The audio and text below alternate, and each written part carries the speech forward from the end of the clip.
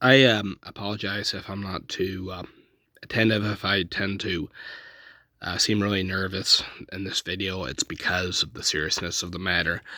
Um, with Europe going really bad, facing blackouts and stuff, and how the U.S. is probably going to follow soon, here are some things I found that can help a little bit with staying warm. I'm hoping you have a tent. If you do, it'll help a lot with staying warm. It might have a little heat come in or a little light come in, which would be good. Maybe not. What you'll need in the tent for this is actually have at least a mild heat source in there. Some of them are battery operated, and you can get solar panels to hook up to rechargeable batteries, and then that can be used for a heat source during the night. Problem is a lot of these things you'll need grow light over some of the plants that you could fit in the tent. There's a tent.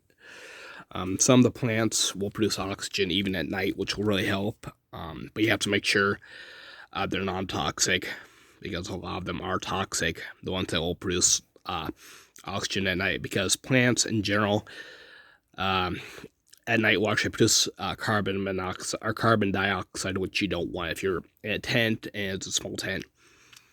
But it will help produce oxygen at night, probably not as much, but some of these plants can do well with not as much direct sunlight, so you wouldn't have to have the light on as much, but you would have to have a heat source in there from it getting freezing in there and getting too cold, because if it gets too cold, it could possibly, it would probably freeze. A lot of them will die, so you'll have to be careful with how much heat you have to have heat in there at all times. Possibly when you're in there, your body heat will keep it a little bit warmer, so that would help. So you need the light source and your heat source, stuff like that, which usually those are pretty easy to come by.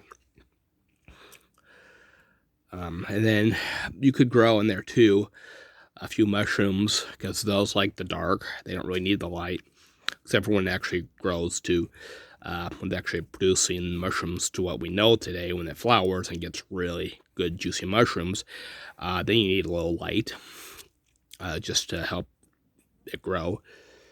But other than that, it can grow in basically complete darkness. But the problem is, mushrooms are not plants, unlike what some people think. They're a fungus, and I should say they're fungi, because they're a different species. Anyway, they're fungi, and they will actually produce carbon dioxide at all times, so it could asphyxiate you if it gets bad enough, especially in a coast area. So I guess if you combine it with plants that produce oxygen at night, it should help a little bit. Probably need plenty of oxygen. Producing plants that produce oxygen at night to really help with control the mushroom issue and control your breathing during the night, and really help. One plant I found that really helps is something called Tulsi or holy basil, and that will produce a calming scent too at night, so that will probably help with your nerves and the stress of surviving when you have blackouts. So that would be really good for helping you there. So you've got some, possible food growing in there, the mushrooms. Maybe you can grow something else too in there. They get the mushrooms growing. You got some of the, you got a little light and you got a little heat. Again, you have to use solar power. You could also, for food, you could grow, use a hoop house, they're called, which is basically a mild greenhouse. Possibly use that for food. To heat it up, you could potentially use a compost pile if it's a big enough hoop house, because in Chicago they have this setup where it will actually have they have hoop houses which are completely heated by compost piles, and in there they've got plants growing and fish growing there for food 24/7 all year round. Pretty much self-sustaining. So there's that. And then there's that helps with food and helps with heat for plants. The problem is you do not want a compost pile in your living space. No matter what, do not have a compost pile in your living space because it'll produce carbon dioxide like crazy. You could asphyxiate. Make sure you have enough ventilation. Even shouldn't have. You want to bundle yourself up, cover your windows a little bit to keep things inside warm, but do not seal it off completely, because if you don't have adequate ventilation, you will asphyxiate in your own apartment. Unless you have like plants that produce an incredible amount of oxygen, then maybe, but it's not conclusive. So that's a possibility.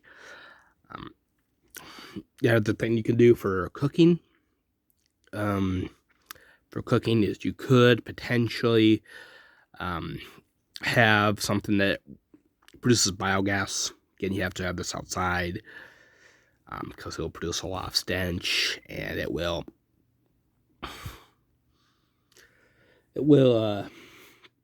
possibly have the issue of stench and carbon dioxide too, because you'll actually, from the biogas, you'll have to burn it, and as a result, you will get gas for cooking.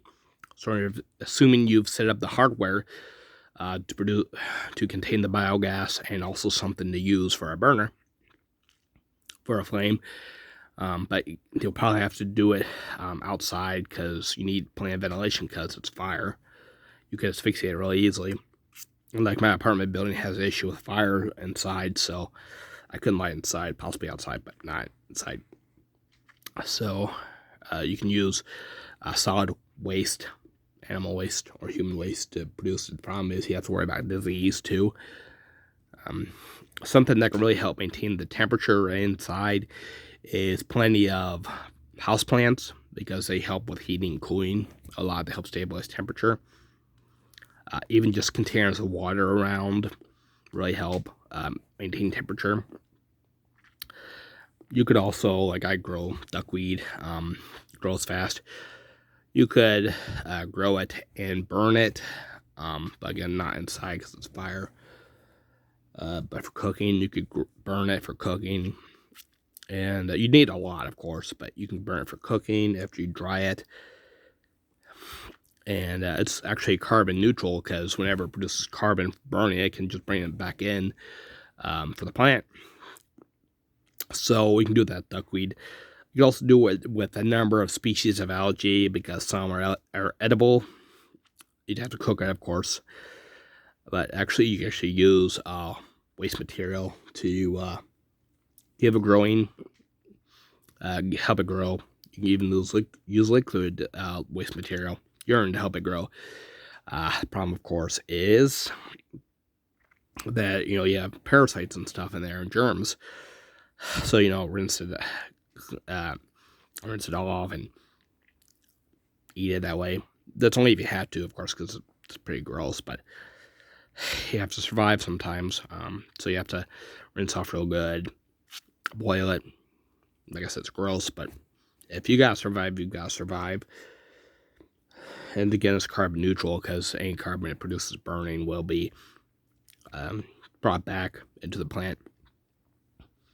But also the algae can be turned into a biodiesel if you know how to do that. So there's that option. Something else you can do is, of course, have a solar generator.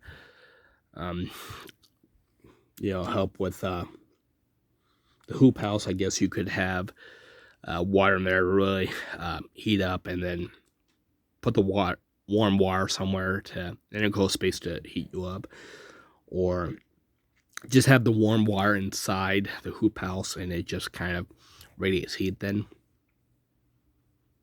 you can have reflector. You have the immersion blankets around to really help get the heat back, and so it doesn't get absorbed into the wall. Those are some things you can help with.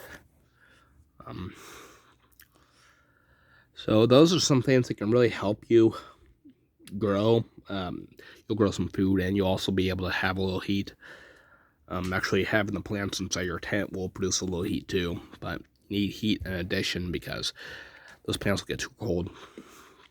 So those are some things that can help you produce energy for cooking and heat for your living space. You don't want to enclose your tent completely, so don't put in a hoop house because you will asphyxiate. That's a big issue with people that have to be in a situation where they have to heat. They won't have enough ventilation, and they will asphyxiate. For instance, there was one case where these 4 people had to be in a safe room because there was violence outside, and they were found passed away because they had started a small heater which ran on like coal or something, and they didn't have enough ventilation, so they did pass away. But yeah, those are some things just to consider. They're gonna be scary that's going on, but those are some things that might help you. Anyway, good luck out there.